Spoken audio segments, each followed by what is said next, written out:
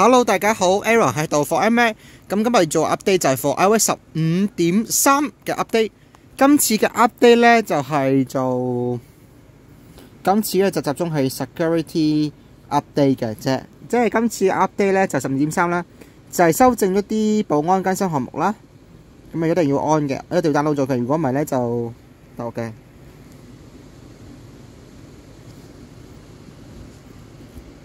咪只係有關於一啲security update。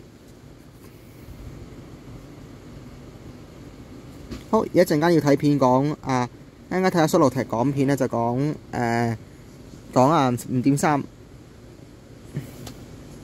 咁而家 download 咗先，咁 download 完之後就再繼續睇。Gigabytes on my iPhone 13 Pro Max, but it was 咁啊集中係 iOS 全部 support 啦，就 Apple iOS 15.3啊。Hi everyone, Aaron here for Zolotech, and today Apple released iOS 15.3 to the public. This is available to all iOS 15 supported devices from the iPhone 6S, 6S Plus, all the way up to the iPhone 13 Pro Max. And it's available at the same time everywhere around the world. And if you want to install the update and you're not seeing it yet, go to Settings, go to General, then Software Update, and you should see the update. If you're still not seeing it, turn off automatic updates, go back and check for an update, and you should see it. However, if you're a developer or public beta tester, you won't see the update until you delete the public beta profile or the beta profile in general, which can be found under VPN and device management. Once you delete that profile, if you're a developer or beta tester, reboot, go back to your settings and check for an update. You should see the update there, as it's a different build than what we had with iOS 15.3 RC.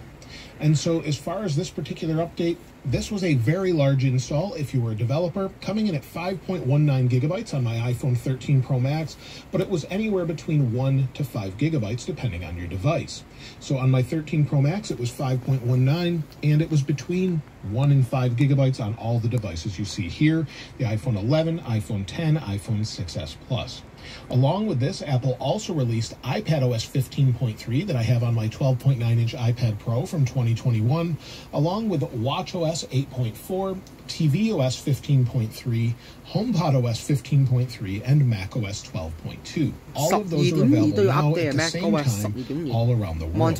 Now let's take a look at the build number and talk about what's new. So we'll go to Settings, then we'll go to General, then About, and you can see the build number is 19D50. This particular build includes bug fixes and security updates, but there's some small updates as well.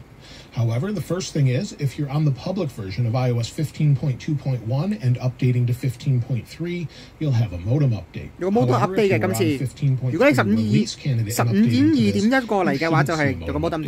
modem updates typically fix issues with connectivity, switching between 5G and 5G UC and LTE and 4G. And then when you go back and forth between Wi-Fi, they'll re-enable, and it should work a little bit better this time around. I've had no issues since this update with connectivity. As far as changes and updates in this update, well, Apple did say there's bug fixes, and we'll talk about that in a moment, but the first physical update you can see has to do with podcasts. If you're within podcasts, and you go to your library and go to latest episodes, make sure your latest episodes are played, and if you have them filtered, it says marked as played, you'll see it says all caught up. Before it said all caught up, it 嗱呢個就有個 update 就係個 podcast 啊，咁一陣間咧會update 完之後就會講呢個 physical update 係個 podcast app。好，繼續播。It actually said something a little different where it said no latest episodes. So they've changed some wording there. And you'll see a lot of this throughout iOS 15.3. The next thing is Apple Digital ID. Within the code of iOS 15.3 is the code necessary to make Digital ID work. However, they have not yet activated that yet. Later in February, Apple is said to be working with the TSA in the United States with a few selected states and a few select airports to allow you to use your iPhone as your digital ID. So we're waiting for that to be enabled. Eventually it will be in wallet, and they can push that just like they did with the update today to the Apple Watch. If we go to Safari, you'll see on Apple's website, we have Future Forward, where they have a new watch band, black Unity braided solo loop, and then they pushed a new watch face. 另外咧就出咗個新嘅watch face 同埋一個新嘅 loop，黑色嘅，咁啊遲啲農曆新年就會有貨。They just pushed this. We didn't know it was there, so they could just turn on Apple Digital ID this way. They also, if you go to find out more, release some new wallpaper for your iPad, Mac, and iPhone. 亦都有新嘅 wallpaper。This is to celebrate Black History Month. If you want to read about this, you can see that. Get the new watch band, the new watch face as well, and check it out for yourself. So that's something they've updated today. Without telling us, they just pushed that release with all that information. So they could do the exact same thing with Apple Digital ID now. Now, in previous iOS updates, if you had child communication safety enabled, that's something you have to enable as a parent for your child. If they see maybe a picture that could have something explicit in it, it will warn them that they may not want to click on that or take a look at it. Previously, it said this content could be sensitive to view. Are you sure? Apple has changed the wording to say this content could be sensitive to view. Are you sure you want to view? So a pretty small update, but they're trying to clarify that for those using it. They've also clarified some wording within Private Relay. So if we go into Settings and then we go to our name and then iCloud, within Private Relay, if you try to turn the feature on and your cellular carrier doesn't support it, it will give you a message that now says Private Relay is either not supported by your cellular plan or has been turned off in cellular settings. Before, it would just say it doesn't support it. So now it's giving you a little more information as to how to enable that. Also, Legacy Contacts has some updates. Legacy Contact, which can also be found under iCloud and then Password and Security. This is a way to add someone if maybe you pass away and you need to have them get access to your device more easily. It now says Legacy Contacts can access and download the data stored in your account after your death. When a friend or family member adds you as a legacy contact, their name will appear here. Legacy contact 就係你死咗之後，跟住你就會出嘅。If you recently had your battery replaced or maybe your display replaced by Apple, there's a new service section that will show up in the About section, and they've made some changes there. So if you go to Settings and then General, then About, and you've had your battery or display replaced, you'll have a new section available that looks like this. It will say Parts and Service History. They've updated the URL in the bottom here to link to this page to help you better understand what's going on with that. So it's just something they've added and again completely changed as far as wording and better helping you to understand that. Also, there's one small change they've made that was found in the code by my friend Steve Moser a little while ago. On the iPad, it looks like there's some information regarding updating your Apple Pencil's firmware. Now, we haven't seen this. If you go into your iPad and go to Apple Pencil, there's not a whole lot you can do there right now.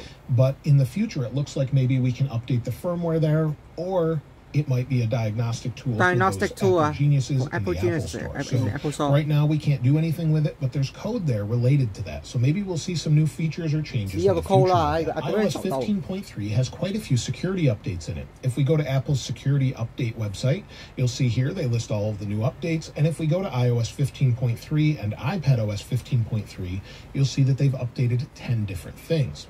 From Color Sync, Crash Reporter, iCloud, Mobile Frame Buffer, Kernel, Model I/O, WebKit, and you'll see there's 3 WebKit. That relates to Safari. It's sort of what handles everything going on in Safari, and that is a major bug where they could actually track what you're doing if the website was using IndexedDB and had this sort of tracker or bug installed. So this patches all of that information, and you'll see here under Impact, that's how you read this. It tells you the devices, and then Impact, processing a maliciously crafted mail message may lead to running arbitrary JavaScript. To fix this, a validation issue was addressed with improved input sanitization.